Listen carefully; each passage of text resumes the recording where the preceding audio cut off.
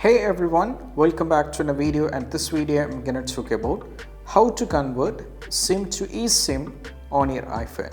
So let's get started. And the first and foremost thing is all about make sure that you're connected to a Wi-Fi. This is very important. So if you haven't connected to Wi-Fi, you cannot proceed with the steps. So make sure that you're connected to a Wi-Fi. After you connect to Wi-Fi, what you need to do is you have to go to the settings here. Just tap on the settings. Now from here, click on mobile service. And from here, what you need to do is you have to scroll it down, and over here there is an option called convert to eSIM. Just tap on convert to eSIM.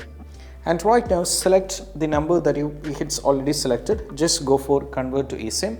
And what happens is the process will be taking place. And there are a few things that need to make sure while doing few things. So first one, converting a physical SIM to eSIM generally takes between 13 minutes and 2 hours for activation, while some carriers allow near instant digital activation and others require a cooling off period time, which means often 2 hours for security with all full activations, and some things might be taking up to 24 hours.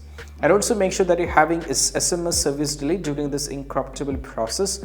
The SMS service may be barred for at least 24 hours, and after conversion for security, and even it will voice data, everything will work immediately as well. So these are the things that you need to keep in mind when you're doing this, and make sure, like I said, a Wi-Fi is very important. So this is how we can do it, and I hope this quick video is helpful. That's it. Bye.